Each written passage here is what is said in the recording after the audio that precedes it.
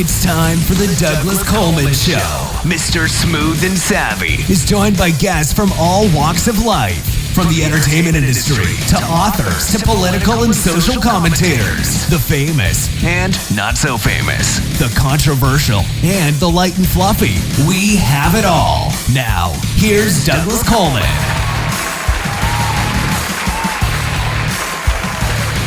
Hello there.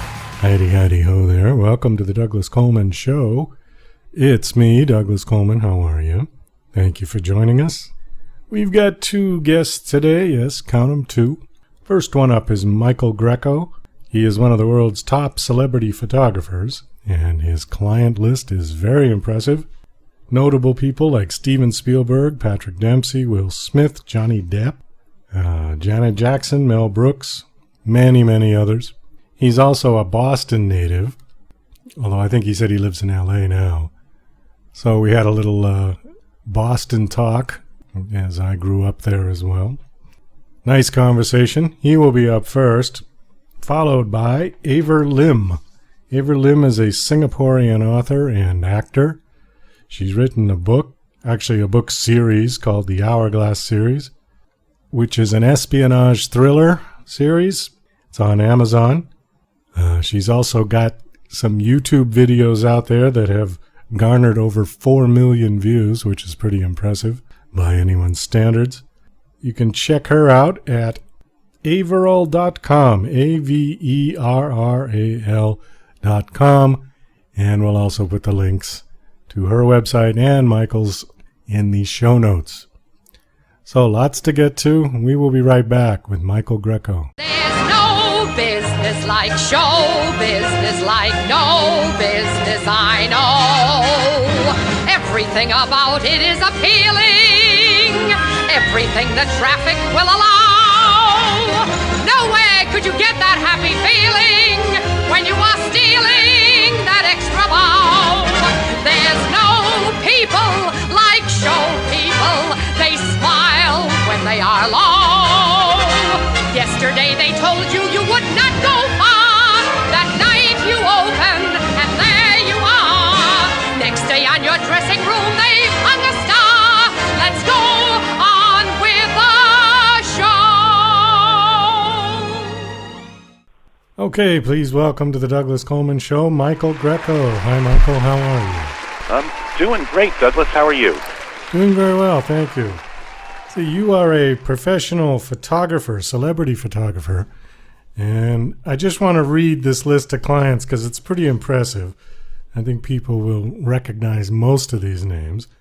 Your clients have included Steven Spielberg, Patrick Dempsey, Will Smith, Johnny Depp, Robert Duvall, Martin Scorsese, Janet Jackson, Mel Brooks, Lucy Liu, Ben Stiller, Penelope Cruz, Morgan Freeman, Jet Li, Will Ferrell, Joaquin Phoenix, and many more. I almost said Penelope Cruz, but yeah, it's Penelope, I think. and once you meet her, you will not forget her. Yeah, she's that beautiful. So that's a pretty impressive list of people that you've photographed. Now, what was the situation that you photographed them? Was it for publicity shots, or what was the deal? No, yeah, so they weren't my clients, they were my subjects, and almost all of those were magazine shoots, either the magazine cover like Spielberg and Scorsese, and or feature stories in different magazines like People and Time and Rolling Stone, and I've shot for Esquire, and you know, I've shot or had been published in almost every major magazine there is, and many magazines around the world, So you are a freelance photographer then? Yeah, I have a business, that I'm the chief cook and bottle washer of my own photography and production studio. But essentially, yes, I'm hired. I'm hired by the magazine or the advertising agency to do advertising work, and that's really where I split my time is between magazines, and as that business is sort of subsided and magazines are sort of falling by the wayside, I've been doing more advertising and commercial work. So okay. Well, the question that begs to be asked here is, how does one get a job like that? I started out as a very, very young child doing this. It's as I'm sure your audience will remember the heyday of magazines, your wonderful audience, and I started working as a news photographer for the Associated Press in Boston, where I went to school. It was the blizzard of '78, and yes, I was a child. I was a baby at that time, and I skied into. I had an internship. There was like 8 feet of snow. No one could drive. The city was paralyzed. But I had an internship 2 weeks in the future with the Associated Press, and I was a skier. So I put on my ski gear and I grabbed my camera and I skied into the Associated Press office. I skied all the way down to Summer Street from Back Bay, and brought in 2-3 rolls of film, and they published, they ran that film on the Associated Press wire, and that was it. I never turned back. I went from working for the Associated Press to the Boston Herald as a staff photographer. At night I was shooting for some of the music magazines. I'm about to come out with a book called Days of Punk, which is an unseen body of punk and post-punk music photography. And then at the Herald, I outshot a couple of photographers for People magazine, and the associate director of photography said, "If you want a job, we'll give it to you." I moved to L.A. like the Beverly Hillbillies and never looked back. I want to go back to the blizzard of '78 because I'm from Boston originally. I grew up there. I live in Vegas now as of 2005. The blizzard of '78, you must be just a few years older than me because I was in high school when that hit. And we were living in Hull, Mass at the time. And I can just remember that the Bayside came up on one side and the ocean came up on the other side. And the only part that was not underwater was the main road. And I can just remember people getting the rowboats out to get around. So you got skis out, we got rowboats out to get out. They plowed the cars in because the first snow, it snowed twice. It was like 2 blizzards. Yeah. So the first one they had pushed the snow, and then the next one they couldn't even get the snow out of the way because they had already snowed in the cars and there was no room for the snow. So it was wild. It was wild. The only thing that saved us, because we had no electricity for a week and our furnace was underwater, but the furnace was in the basement, so the basement was flooded. The upstairs was okay. We had a fireplace, and we had just got 3 cords of wood delivered onto the front porch. And that was what kept us warm. All of us sat in the living room. We slept in the living room on the floor. That was something to never forget, that blizzard. That is what started my career. Now, you must know from Vegas, do you know Tom Lane, the DJ? I know the name, yeah. I've never met him. He used to be at WFNX. He was part of that crowd.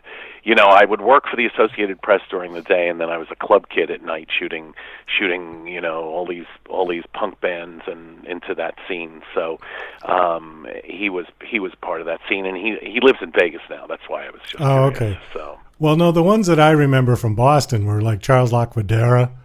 I was the photographer for WBCN. Okay. And I used to hang out. Right. I used to hang out with Ken Shelton and Charles Lacquadera and right. Mark Parento and all the crazy DJs. Oedipus was a close friend of mine. All the crazy DJs from WBCN Boston. They were wild times for me. Yeah. And then when I moved in, it was such an honor to be asked to. First of all, it was very validating to have had 2 very good photographers and to have scooped them at the Caroline Kennedy and the Maria Shriver weddings. So that's what made People magazine ask me to move to Los Angeles. Well, they asked me to work for them. When I told them I was moving to Los Angeles, my photo editor went, "Oh, crap." I'm like, "What's wrong?" She goes, "We have so many people in L.A." I'm like, "Well, that's where I want to live, and I want to get out of Boston she was like, "Okay, we'll make it work." I'm like, "All right, good." So, do you consider yourself a paparazzo? No, or no? No. Yeah. In that day when I covered news,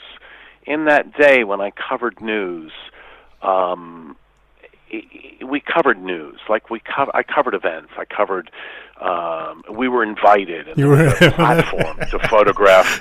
There was a platform to photograph the wedding, and you were all on that platform, but you weren't following people home and to the nightclub and chasing after them in cars, and they were news events. And then when I moved to LA after a couple of years of doing news coverage, I wanted to do portrait work, and I'm now known for my lighting. I've written 2 best-selling lighting books. One was The Art of Portrait Photography, and the other was Lighting in the Dramatic Portrait. I did a book on the Adult Video Awards, and now we're about to do a coffee table book on this unseen punk music work. But I'm more of a studio guy. I'm more of a conceptual lighting setup kind of studio guy. I think the definition there that you brought up was just about right, where you said we were invited. I think that makes the distinction between a paparazzo and a non-paparazzo. I interviewed, do you know Ron Galella? Oh yeah, and it's funny because Ron was invited also and was with us in the group situations, but then Ron took it so much further. And I've known Ron for years. He's quite a character. Yeah, he was an amazing interview. I didn't realize he was as old as he was, but he is still sharp as a tack, and God bless him. I mean, he was a fantastic guy to talk to, and hearing his stories about Jackie Kennedy were pretty amazing. Yeah, he really worked that situation and was known for, trying to find her everywhere. And then I think she finally got a restraining order against him, if I'm not mistaken. Yeah, there was 2 lawsuits. One, she sued him, and the other one, he sued her. So I've got a kick out of his story. It's a funny interview. Okay, well, let's talk about. Let's see. Michael will give your audience a few quick tips on how to turn ordinary selfies into wow factor shots. So tell us about that. All right. Well, I've thought long and hard about this because for me, and I realize for our great audience, it doesn't necessarily come naturally, but for me it does. So I thought about the things I do when I'm taking selfies, and I think one of the first things I do is, the lens on those cameras are really wide-angle lenses. And a wide-angle lens, if it's very close to your face, creates distortion. It makes your nose big. Everything that's close to it gets exaggerated and looks large, and everything that's far away looks smaller. So the first trick is with a good selfie is that's why some people shoot themselves in mirrors. You want to keep the camera not so close to your face. You want to, people with long arms have an advantage of good selfie shots. Yeah. You want to pull the camera away far enough so that it's not distorted, and you want to hold it out all the way. A selfie stick can help, and you don't want to get the wide angle distortion. So, and then when you're doing that too, the other thing is shoot a lot of frames. You can always delete the ones you don't like, but it's always good to work the camera and try a couple of things. Try different expressions: smiles, open mouth, closed mouth, serious, soft smile, laughing, having fun, that sort of thing. Flirting with the camera and not being afraid to shoot. I mean, this was a principle back in the days of film. We would joke, film is cheap, shoot a lot. Now it's free. Free, right. It's free, and you can delete the things you don't like. So I always say to shoot a lot of frames. Okay, well, that's a great segue, because I was going to ask you film versus digital, since you've worked with both, obviously. It's interesting. I mean, film still has a look, and it still has a romanticism to it. but not enough for me to have to change my entire workflow to deal with it. So I would say that, and workflow meaning have to go to the lab again, have to look at tests and make sure the exposures are good. Have to, if you're shooting negative, have to mark up the contact sheet and give instructions and make prints, or if you're processing slides, the work that it took for us to do, we would spend all day processing the job the day before, really. So that's all sort of gone away. I mean, the ease of digital and the cost factor, none of my clients really want to pay for film anymore. I know a few photographers, I know a few colleagues that still shoot film, but I mean, we're at the point where we can add any look, we can add a film look to it or not. My wife is working on a book, and she swears by film, and that's what she shoots. So, it's I guess it's everyone's. It's your preference. Well, certainly the convenience of digital far outweighs film, but you're right. There is an aesthetic value to film that digital. I don't know. I'm not sure. I still like the look, particularly. I don't know with still pictures as much, but particularly with movies. I still like the look of the film versus the new 4K kind of ultra high digital look. You know what I mean? Yeah, but there's like black boxes that they put those films into. If they shoot video for a budgetary reason, there's then a black box that they put that video into where you couldn't tell the difference. It gives you every aspect of the look of film. It gives you the noise and the shadow detail, and it does the magic. Okay. It does the magic. So. Well, I know to equate this to music, you can do that also with digital music, where you can actually add tape hiss to your recording, so it has that sort of analog sound about it. I'm a musician, and I have lots of musicians on the show, so we talk about that all the time.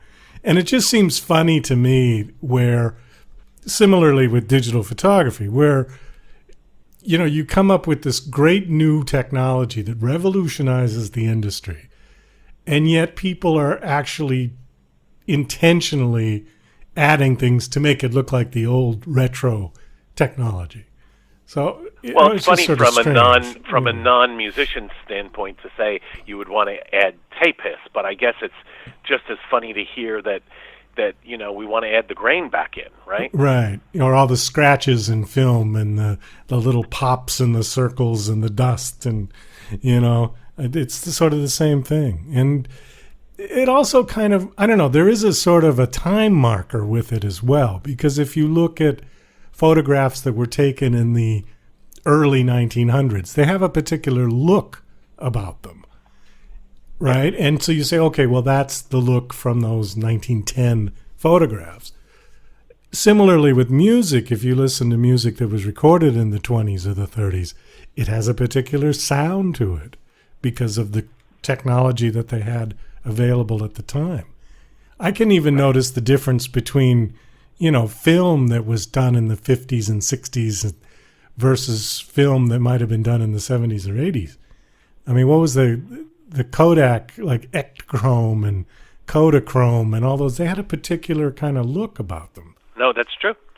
That's true. And Kodachrome absolutely had its own look, and all of these film stocks have its own look. I mean, there's softwares out there where you can apply the look of a particular film stock that you like to your digital file. Isn't that great? So it's like adding the right amount of tape hiss. Exactly. to the tape stock that you loved, Or a particular brand of tape recorder. Like you can add Ampex tape hiss as opposed to your Tascam or something like that. Oh, that's funny. Right. So you can actually add a Kodachrome look to a digital. Yep. Yeah. Wow. Yep. Because as a kid, I remember having a camera and would buy lots and lots of Kodachrome. Is that even still available? I mean, they still make that? I don't think there's anyone processing that anymore, and you might get lots of letters of people saying, no, there's one lab in the, people used to shoot it because it was archival too, because it wasn't silver, it was actually dyes that went into the film. So stock photographers used to love it because they know their slides would last 20 years, and they didn't realize that the stock photography business would be dead in 20 years. But they all were worried about whether you shot Kodachrome or not. So it was it's been an interesting transition with the digital revolution, and where photography and music are not the only things that have been affected. I'm sure cab drivers and hotels complain about Airbnb, and cab drivers complain about Uber. Lyft and Uber. Yeah, well, it's true. It's very true.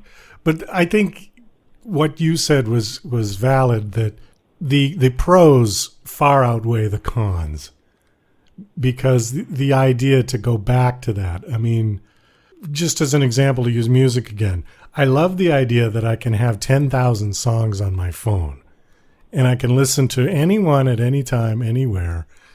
And then I remember moving into my first apartment and lugging up 3 flights of stairs, crates of vinyl albums, and thinking, what in the world, and a broken back. I still have a shelf full of them, though. I still kept all, and it's interesting. I've got an interesting music collection because in high school as a kid in New York, I was a jazz fan, and I really listened to both avant-garde and bop, and then I hit Boston, and I got into the punk scene and have the first U2 and the first Cure import albums from England before anyone had ever heard of the bands, and the first Clash import album, and I just don't want to give up that vinyl. I bought I was the executive producer on a television documentary series called Punk that was on the Epix network, and in preparing for my interview for that show, I bought a new turntable, and I was listening to the music. So. Well, now people are going back to it. Vinyl stores practically disappeared 10, 12 years ago. But now they're coming back and people are listening to it. And when somebody puts out an album, if they have the means, they will offer it on vinyl, which wasn't happening for a long, long time. So, definitely keep your vinyl collection. My point was just the convenience of having 10,000 songs on your phone versus having 100 or 200 or 1,000 record albums that you have to deal with. That's true. And you can't take them with you. You can't play them in the car. So there is the time that I think I hated technologically when it came to music was the 8-track period in the 70s.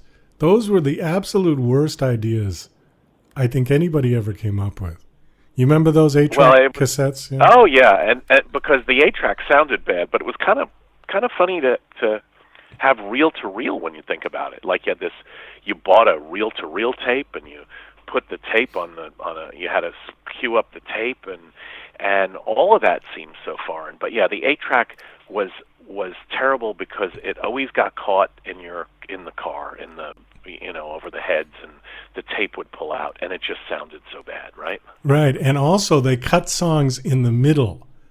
That was notorious on 8-tracks for some strange reason. I don't know the capacity of an 8-track, but somehow you'd listen to 3 songs, and then at the end of or the middle of the 3rd song, it would fade out, and then the thing would click to the next channel, go ka-chunk, and then it would fade back in again halfway through the song, and it was just so annoying because I think the capacity per track was very limited, and it was never on a even where they could get 3 songs finished.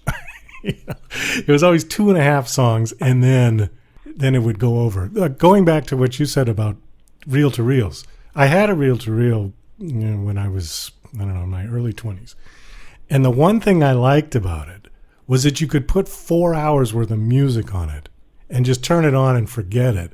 So if you had a party, they were great.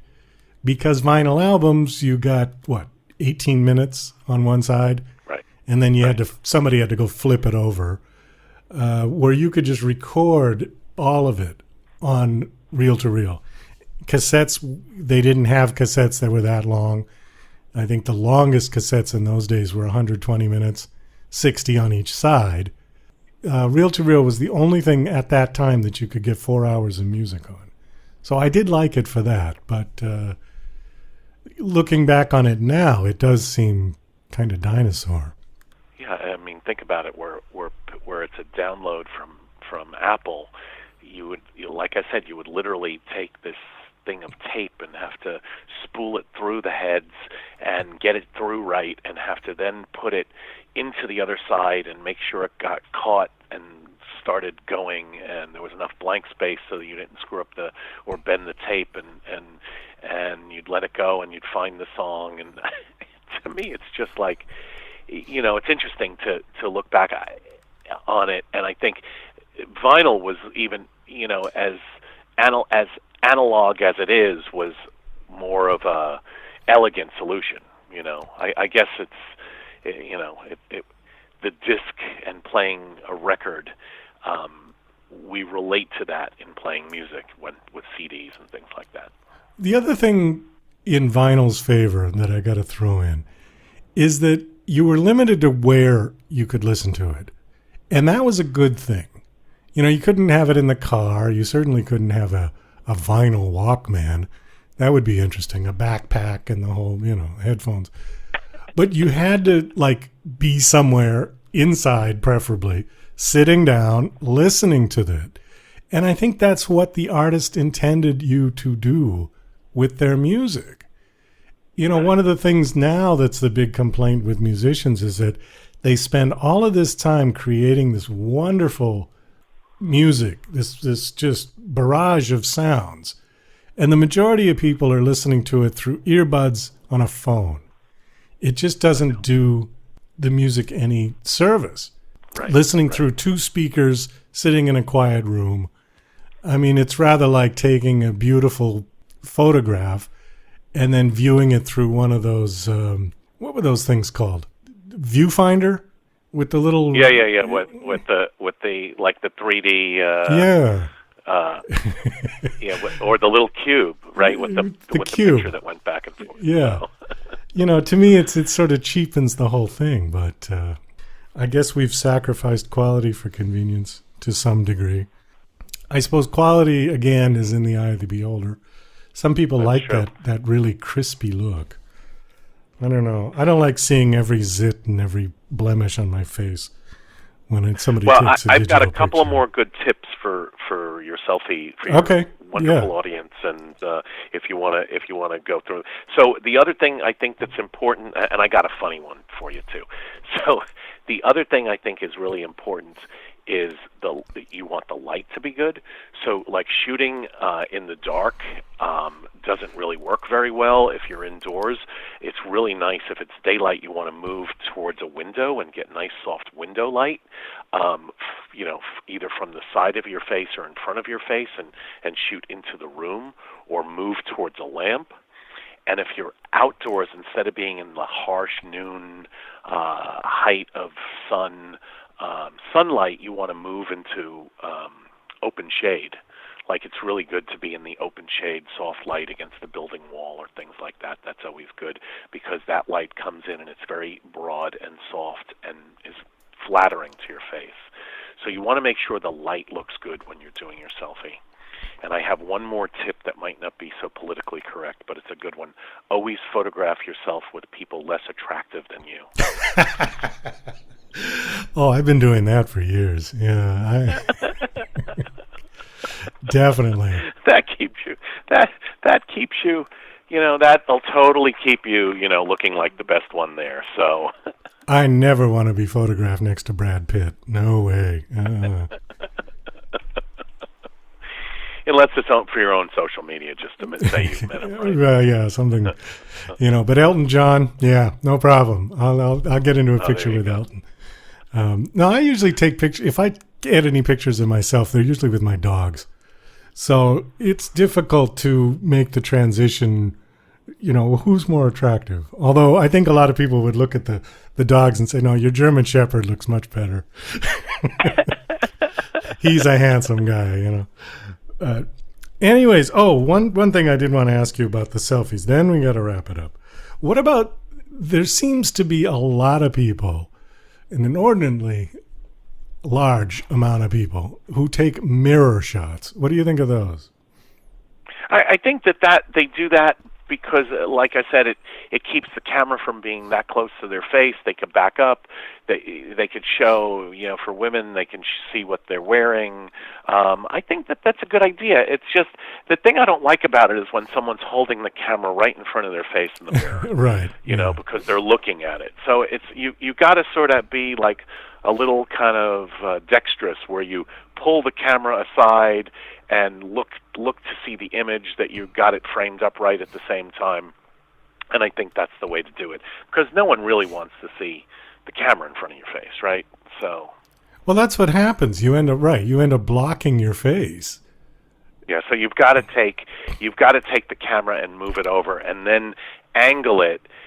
You angle it towards the image in the mirror, but the screen then goes away from you, so you just have to keep a little bit of an eye on the screen. You got to be a little coordinated. You got to keep a little bit of an eye on the screen so that it's framed up right and be able to hit the button at the same time.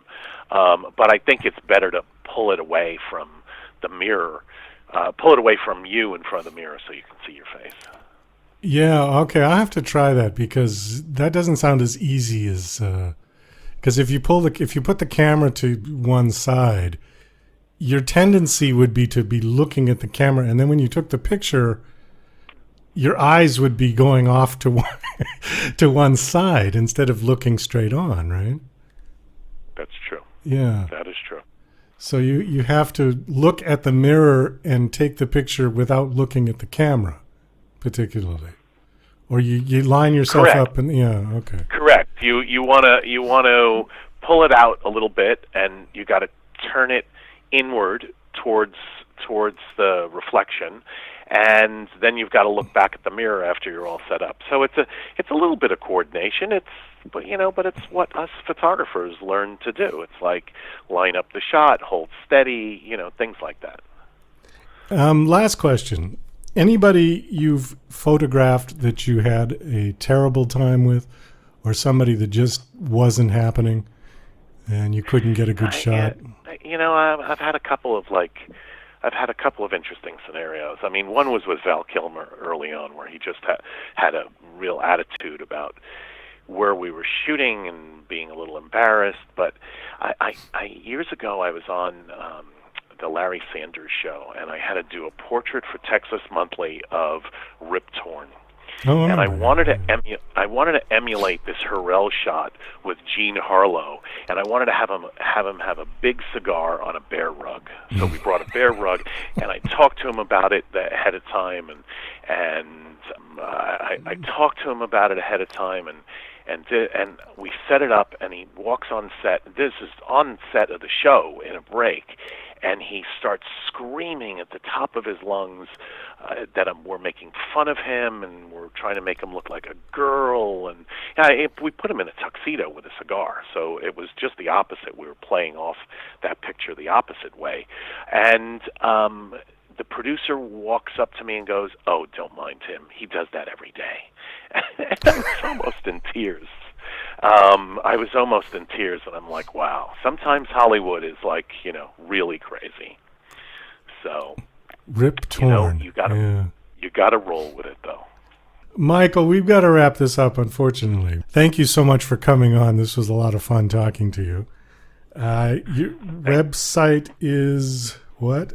At michaelgreco.com. It's MichaelGrecco.com. Greco with 2 C's, and it's my name. And I'm glad that you had me on, and your wonderful audience gets to we get to share some ideas and talk. And it's been fun. All right, Michael. Thank you again for coming on. It was a real treat to talk to you. Thank you very much. Take care now. You're listening to Mr. Smooth and Savvy right here on the Douglas Coleman Show. We'll be right back after these commercial messages. Hi there, this is Stuart Epps, record producer. This is my story about Elton John, working with him in those early years, going back to 1967 at Dick James, all the amazing tours, those first recordings, going through to Rocket Records, and it's an amazing story about his incredible rise to stardom and my part in that. So look forward to taking you on that journey. So here we go. Yeah, and to order this great audio CD, please just email me at stuartepps@talk21.com. That's Stuart, Stuart, Epps, EPPS, at talk, TALK, 21 in figures.com. Stuart Epps at talk21.com. Email me and I'll give you all the details for buying this brilliant audio disc. Thank you, bye. DJC Music and DJC Productions are pleased to announce a brand new website. We have started a listing website for radio show hosts as well as potential show guests. This is a meeting site where hosts and guests can come together. Show hosts can list their show and types of guests they're interested in booking. Potential guests can list their talents, bio, accomplishments, or anything they feel makes them an interesting radio show guest. There are no recurrent payments, only a one-time $5 listing fee. Your listing will stay up until you decide to cancel.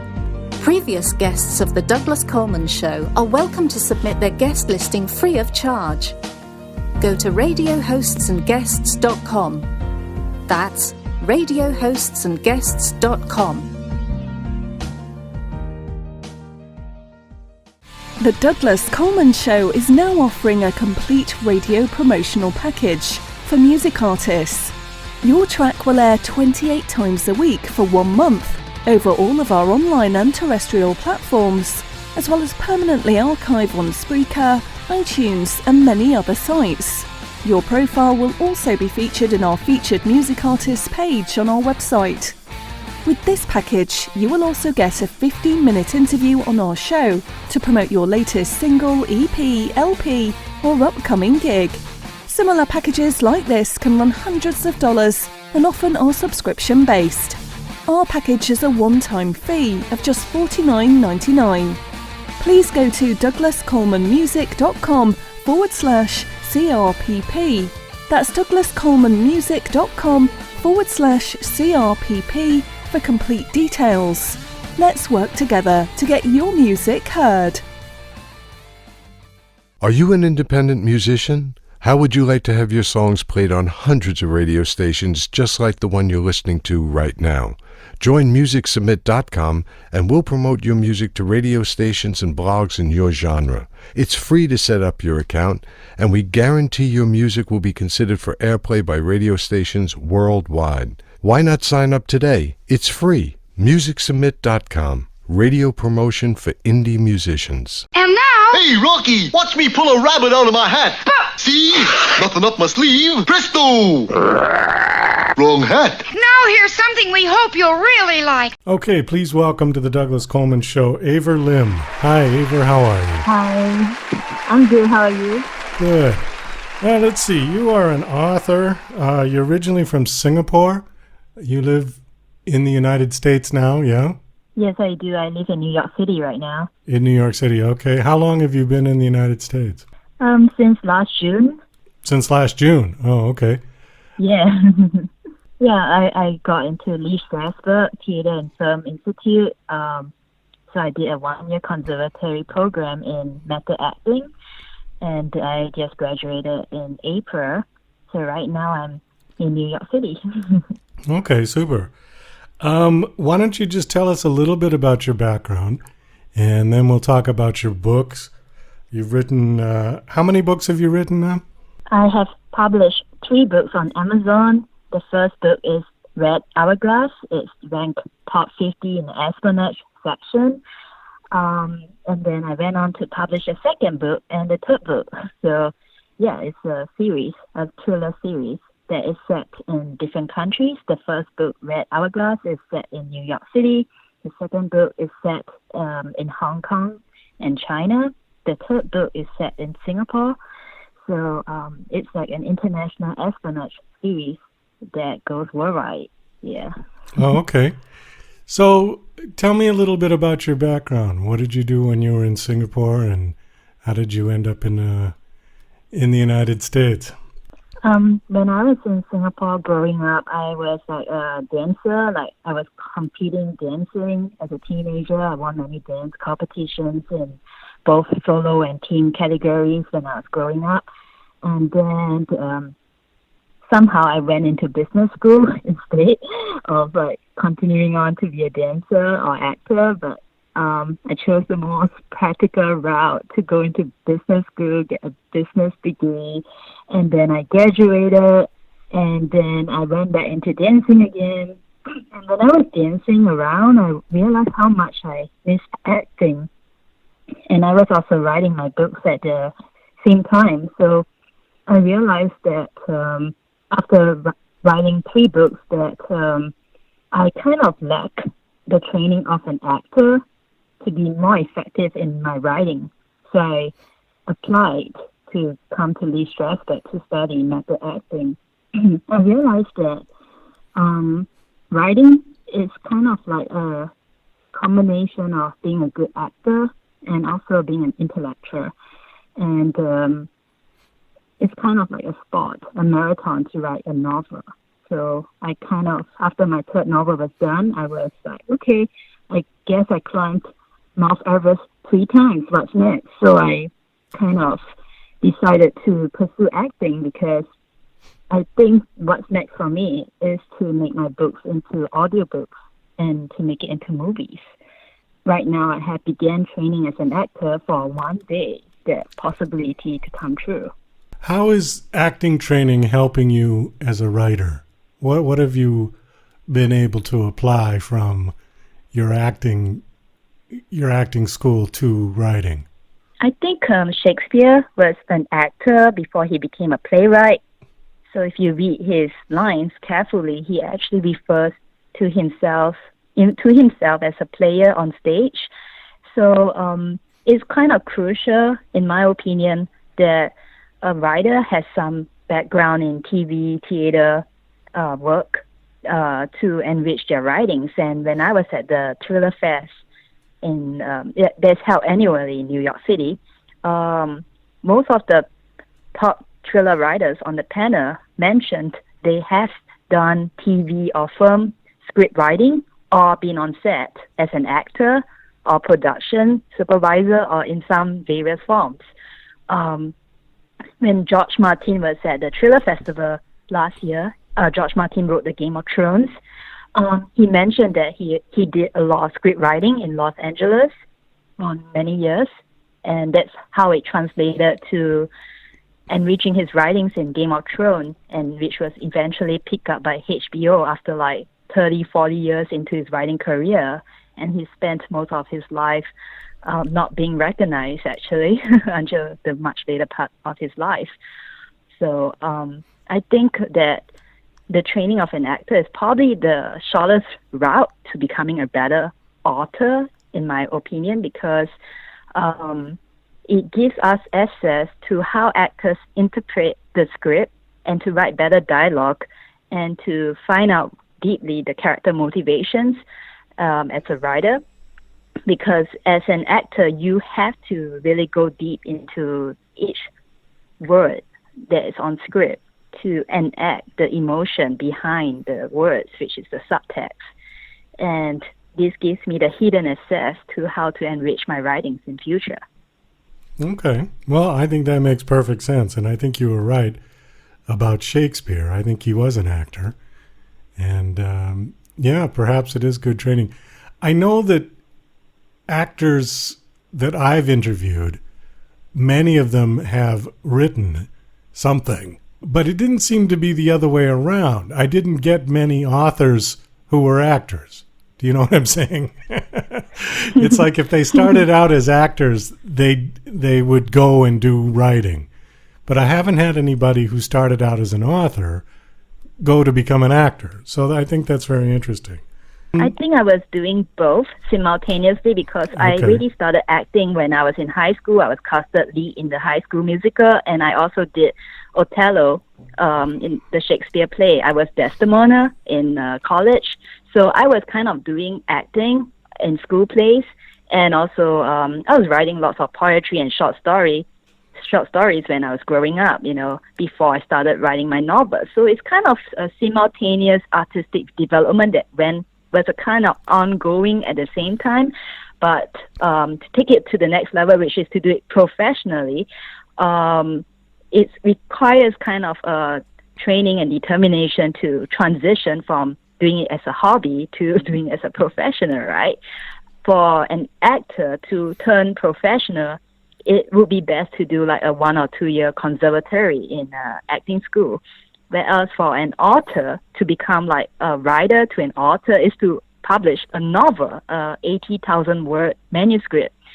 Then one can call himself an author after that, because obviously you have published a full-length manuscript, which not many people could do. In fact, only 1 in 1,000 people who start writing a novel actually end up completing it, and let alone publishing it. It's really the equivalent of climbing Mount Everest in the writing world. Have you written any screenplays? I tried, but I'm not good at it. When I was trying it out, when I was still in development before I wrote my novels, I did try writing some short screenplays for short films. And I realized, I was kind of not getting it. That's why I kind of kept working on more on poetry and short stories before I made the transition and into novel writing. But right now, after I'm going through training as an author, I realized that if I write a screenplay right now, it will be so much more accurate, and it will make more sense than not having gone through acting training, because as an actor, our job is to read scripts all day and memorize them. And kind of there's a fixed structure and plot, and to it is a finish and end to every script as well. So I think for me to transition into script writing next would make a lot more sense after doing acting. Well, I know that it's a different type of writing, because I've written one myself, and I had some people in the industry critique it. And the one critique that I kept getting was that it's too much like a literary work and not enough like a screenplay, because you have to be, when you're doing a screenplay, you have to really do it bare bones. When you're writing a novel, you describe every scene and every emotion that the character is feeling, and this with a screenplay, you don't do that at all. And it's difficult to get away from writing that, because you think, well, if I don't write enough, nobody's going to understand what the character is supposed to be doing. But then if you write too much, you get the critique that it's too much like a novel and not enough like a screenplay. So I think there is a balance there somewhere. I haven't quite found it. Yeah, I was at the Thriller Writers Convention. Lee Child, he said that he worked in TV and film for like 20 years, I think at the production side, before he started writing his thriller novels. He said that it took him 20 years behind the camera to actually get the sense of how the scripts work, like the plot, the voice, the mood, the atmosphere, and through the scripts, he had to read the scripts during the productions, and that helped him as a novelist later on in his life. It's true, it's harder to write a screenplay because it's more on dialogue. The focus is how do they sound. Right. It's not like it's nothing to do much with the skill of the writer to describe everything, like the texture of the cup or the environment, because that will be created on set by the directors and the people setting up the room. So that's not up to the writer, but the writer has to make a very strong choice to make the dialogue so alive that the characters pop out of page when it's spoken aloud. And after going through training as an actor, I realized that some stories actually sound a lot better when you read it out loud from the page. And I think a hallmark of a good writer is when you can read their writings off page and it sounds good. That's probably how you the distinction between a very good writer and a writer who's just starting out, is how does it sound off page. Well, that's a good point, yeah. Let's talk a little bit about your book. It's a series called the Hourglass series, and it's an espionage series. If this were to be made into a movie, what is it, like James Bond? What movie would you compare it to?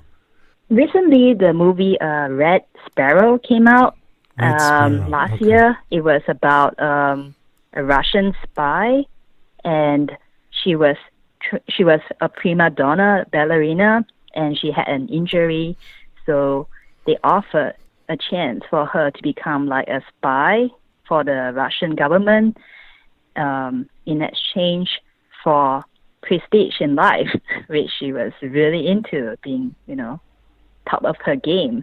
So my work had been compared to Red Sparrow. The Red Hourglass is about undercover agents who were orphans. They were adopted and then they are trained to kill. They are sent on missions. And it's a very dark kind of thriller series about women, written from a woman's point of view. As I was born in Singapore, I kind of have access to both the Western and Eastern culture. So I decided to write it based on both worlds, both in the U.S. and both in China. So that's more of my kind of context, because right now most of the international spy thrillers involve Russian spies.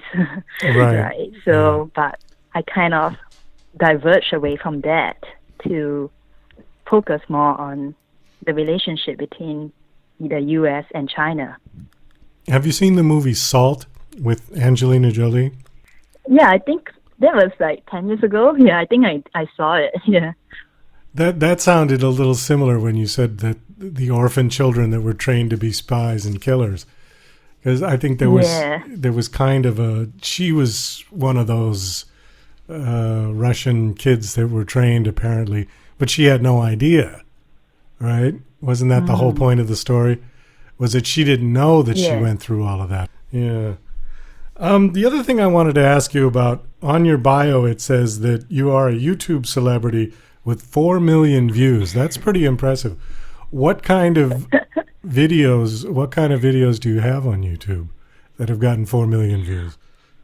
When I started writing my books, I was discussing with my best friend, I think I am going to start a YouTube channel. And back then, 5-6 years ago, YouTube was still starting out. It was not it was not as popular as it is right now, but it was just kind of a platform that, and I wanted to create some web series. My best friend said, you should create, you're so bipolar in real life, you should have a split personality on YouTube. You should be a dark queen and a princess, and you take turns to come on every week, and it will be a hit because you can get fans and call them knights and minions, and you can interact with them and do a role play series. And I was like, wow, that's a fantastic idea. So I actually took the idea and I made it into a YouTube channel, and I was doing a split personality thing. I will dress in black in 1 week, and the next week I'll be in white, doing the dual personalities thing. And I was doing an improv style. That means it was unscripted and it was totally random. Sometimes I'll just sit on the chair and stare at the camera, and it becomes a top video with 100 over K views. I'm like, wow, okay. I guess they really like stuff that they cannot predict what's going to happen next, So the momentum kind of built from there, and I started to get a fan following, a fan club of minions. Wow. And at a certain point of doing the YouTube, after 2-3 years, I'm like, I'm getting kind of tired of it. So I told them, you guys have to like donate money to my Patreon page for me to continue on to make the production better. If not, there's really no point on me like doing this because I was already like 100 episodes in, you know. So I started the Patreon page and they started to donate money, and I was like, wow, okay, there is a demand for my YouTube creations, which is like not the main point of what I wanted to do in the first place, you know, which is more like an accident thing that happened because like my best friend told me to do it. It's like kind of like he was daring me to start a YouTube channel like that because he thought I was absolutely nuts in real life because I was like all over the place. But I guess I kind of just needed a creative outlet to expand my energies. So yeah, I guess it kind of got 4 million views because it's kind of a weird, eccentric channel of me doing different things every week that people just like watching. Is it still up? Yeah, it's still up. There's still a new episode every week. There's over 200 videos now. Yeah, it's still a fan club. They still comment on every video. They watch every video back to back. They are like insane over my channel, and I still have no idea why. Because I mean, I regard myself as more like an author, a dancer. You know, I take my craft rather seriously, you know, because that's what I do all day. I'm training to be an actor, to be a dancer, to be an author. But you know, the YouTube thing is like, it's not like an elevated art form. It's more like it's entertainment. It's for fun. It doesn't require training or art to do a YouTube channel. It's more like a reality TV show thing, which is more showcase my personality more than my skill actually. So yeah, it's an accident, but it's a good accident, I guess, because people like the stuff I do. Yeah. So how does somebody find it? Where is it listed under? Yeah, they find my channel, like I think one of the keywords is like sexy Asian girl, which is so funny because I don't regard myself as that, but that's what people view me as, that, because I'm playing a villain, right? So they find that like really seductive, but to me it's like a persona that I'm doing, because I'm obviously not a dark queen in real life, nor do I feel that I'm sexy in real life, because I feel like in real life I'm more of an artist. I'm more of like developing myself by taking classes and working on my dancing, you know. But people find that my channel is like seductive because of the villain that I'm playing on it. Well, okay, but your channel, you don't have a name for it, because if you type in sexy Asian girl, that's going to come up with all kinds of stuff. Yeah. But that's one of the keywords they find me by, but the channel name is The Scarlet Queen. The Scarlet Queen, okay. All right. That's the channel's name. And what about your... And the website. And okay, and then what is your website? TheScarletQueen.com. ScarletQueen.com. And my, TheScarletQueen.com is my like kind of fan page where my books and videos are, and my real life me, which is Averer, it's AVERRAL.com. That's more of my real life contact page. But yeah, I have a fan page, which is the ScarletQueen.com as well, which my fans send in fan mails. And yeah, it's kind of a crazy thing that happened, like 4 million views. And it takes me hours to look through the fan mail. And it was a pure accident because I was hoping more like people would follow me because of my craft more than the entertainment value of it. But I guess this is what it is right now. People just want to be entertained. So yeah, that's my channel. Okay. Well, we'll list both of them in the show notes. We do have to wrap up the interview.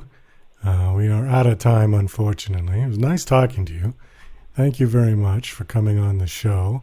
I appreciate it. Best of luck with everything that you're doing. We'll keep an eye out. Maybe we'll see the Hourglass series turn into a film. I'd like to see it. Sounds very interesting.